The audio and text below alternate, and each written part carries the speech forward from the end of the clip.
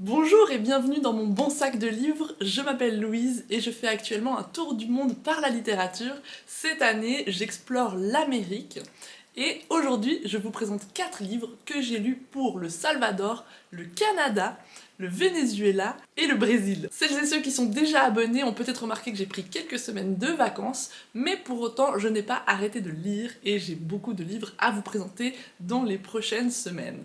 J'ai d'ailleurs décidé de quitter le continent américain pour m'intéresser aux îles américaines, notamment les Caraïbes, et je me réjouis de vous parler du livre que je suis en train de lire sur la Jamaïque, qui est tout à fait génial. Mais pour l'instant, restons sur le continent et partons au Salvador avec Défriche coupe brûle de Claudia Hernandez, qui a été traduit de l'espagnol du Salvador par René Solis et publié aux éditions Métayer en 2021 pour la traduction française. Défriche coupe brûle est un roman fascinant sur des générations de femmes après la guerre civile au Salvador, avec son lot d'espoir et de méfiance, de pauvreté et de sacrifice, mais aussi de solidarité, de souvenirs, en même temps que la nécessité parfois d'oublier ce qui s'est passé. On suit donc plusieurs générations de femmes, et j'avoue que parfois, ce qui portait un peu à confusion, c'est que l'autrice a choisi de ne pas nommer ces personnages, et donc on parle de la mère, la troisième des filles, etc. Et parfois pour moi c'était difficile à suivre. Je sais pas si en espagnol, en fait, c'est plus clair, et si c'est un problème lié au français. Dans tous les cas, parfois j'ai dû un peu m'accrocher pour savoir où on en était, de qui on parlait. C'est la raison pour laquelle je lui ai donné la note de 7 sur 10, même si, comme je l'ai dit, j'ai trouvé que c'était un roman fascinant, qui donne un aperçu de ce qu'on ignore parfois, c'est-à-dire de ce qui se passe après une guerre civile. Pour les personnes qui ont survécu, pour les personnes qui sont encore là, qui ont perdu des gens, qui ont perdu des combats, qui ont perdu des espoirs, parfois aussi qui ont gagné, et en particulier les conséquences que cela a sur les femmes, dans une société où les rôles sont très genrés et où la violence envers les femmes est presque banalisée. Mon trajet sur le continent américain ne suit pas de logique particulière, et après le Salvador, je suis montée tout au nord, au Canada, avec la version qui n'intéresse personne d'Emmanuelle Pierrot, qui a été écrit en français. Emmanuelle Pierrot est québécoise, et qui a été publiée en 2023 aux éditions Le Cartanier. Dans ce roman, la narratrice est québécoise, et elle s'en va avec son amie de toujours vivre dans le Yukon, un lieu dont l'immensité froide est habitée par une société de marginaux, et traversée pendant l'été par des hordes de touristes. Là, elle va faire des rencontres, nouer des amitiés, adopter un chien, travailler, boire et faire la fête, toujours aux côtés de celui qu'elle considère comme son meilleur ami. Mais l'ambiance se dégrade, et si elle ne comprend pas tout de suite pourquoi les gens l'évitent, elle reçoit des insultes, elle va découvrir que celui qu'elle considère comme son meilleur ami est en fait au cœur d'une campagne, disons, de diffamation à son encontre. Alors les questions, c'est vraiment pourquoi et jusqu'où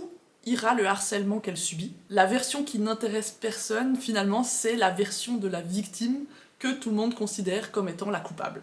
C'est un livre que j'ai trouvé d'autant plus intéressant qu'il m'a permis d'entrer dans des mondes qui m'étaient complètement inconnus, c'est-à-dire celui des jeunes marginaux, des gens pauvres, libres, parfois drogués ou alcoolisés, et souvent traumatisés. Et ça m'a aussi permis d'entrer dans le monde du Yukon, où la vie se déroule dans des conditions absolument extrêmes. J'ai donné la note de 9 sur 10 à ce roman. Après le Canada ultra contemporain, je suis partie au XXe siècle au Brésil, avec Pur de Nara Vidal, qui a été traduit du portugais du Brésil par Mathieu Dos et publié en français aux éditions La Place en 2025. Comme je le disais, ce roman nous transporte au milieu du XXe siècle, au Brésil, plus précisément dans la petite ville de Santa Graça. À Santa Graça, quelque chose d'assez étrange se déroule, puisque la population noire diminue au même rythme que les théories eugénistes pro-blancs prennent de l'ampleur. Depuis sa fenêtre, Icario, un enfant handicapé considéré comme idiot, observe les femmes de la maison voisine et leurs fils adoptifs, les allées et venues du prêtre et celles du marchand de graisse. Il entend aussi des cris, mais ceux-ci ne sont certainement que dans sa tête. C'est en tout cas ce qu'il pense et ce que les gens autour de lui disent. Le récit se déploie comme ça en plusieurs points de vue, qui nous donnent à chaque fois des bribes, des éléments qui permettent de reconstituer l'horreur qui est en train de se dérouler dans ce village, qui a évidemment l'apparence d'une société bien comme il faut. C'est un roman perturbant qui nous plonge dans une période sombre et méconnue de l'histoire du Brésil, et qui a obtenu le prix APCA ou APCA du meilleur roman brésilien 2024. Pour ma part, je l'ai trouvé profondément marquant, et je lui ai donné la note de 9 sur 10. Avant que je vous parle du livre que j'ai lu pour le Venezuela et auquel j'ai donné la note de 10 sur 10, pensez à vous abonner si ce n'est pas déjà le cas et à laisser un commentaire si vous avez lu l'un de ces livres ou si vous avez lu d'autres livres pour ces pays d'Amérique. Ça m'intéresse beaucoup. Et donc, on en vient au Venezuela avec La fille de l'espagnol de Karina Sáenz Borgo, qui a été traduit de l'espagnol du Venezuela par Stéphanie Decante et publié chez Gallimard en 2020 pour la traduction française. Dans ce roman, l'autrice nous emmène dans une histoire alternative du Venezuela des années 2000 où la guerre civile fait rage. Adelaida, la narratrice,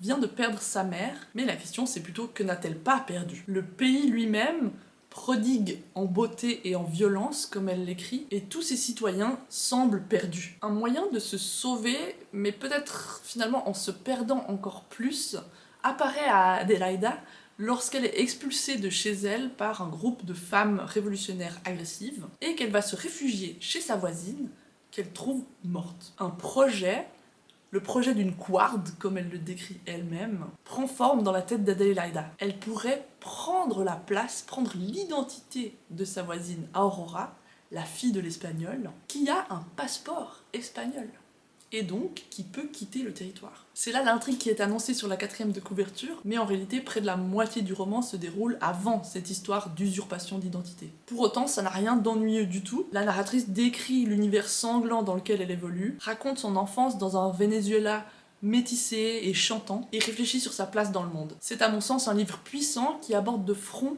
les questions de la mort, de l'identité et de la filiation. Et comme je l'ai dit tout à l'heure, je lui ai donné la note de 10 sur 10, je vous le recommande vivement. J'ai déjà lu 13 romans d'Amérique cette année. Si vous n'avez pas vu mes autres vidéos, n'hésitez pas à aller voir dans la playlist Un tour du monde en 198 livres. Et je vous retrouve bientôt pour partager avec vous d'autres lectures. Bye bye!